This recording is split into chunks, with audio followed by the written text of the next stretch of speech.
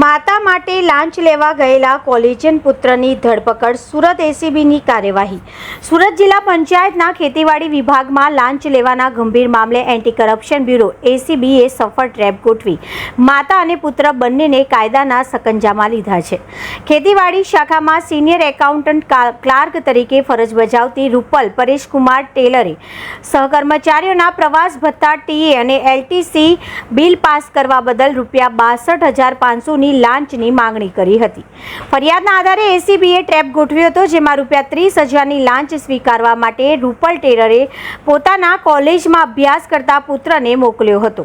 પુત્ર લાંચની રકમ સ્વીકારતા જ એસીબીની ટીમે તેને રંગે હાથે ઝડપી લીધો હતો. ત્યારબાદ માતા રૂપલ ટેલરની પણ ધરપકડ કરવામાં આવી હતી.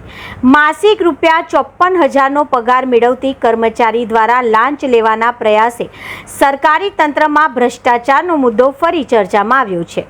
માતાની લાલચના કારણે યુવાન પુત્ર પણ કાયદાકીય મુશ્કેલીમાં ફસાતા તેનું ભવિષ્ય જોખમમાં મુકાયું છે. એસીબી દ્વારા વધુ તપાસ હાથ ધરવામાં આવી છે. ભાવિક પટેલ, સુરત. ગત રોજ એસીબીની એક જાગૃત નાગરિકથી ફરિયાદ મળેલી.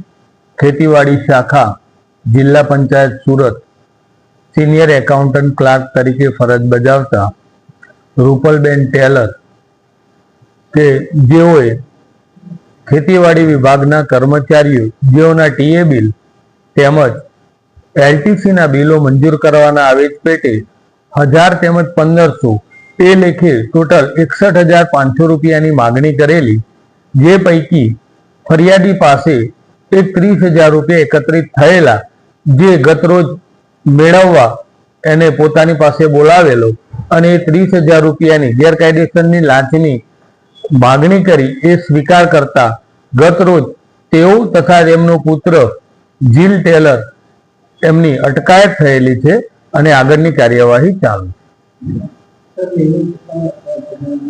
આ જે રૂપલબેન છે તે લગભગ છેલ્લા 11 વર્ષથી ફરજ બજાવે છે અને તેઓનો હાલનો પગાર 54,000 છે.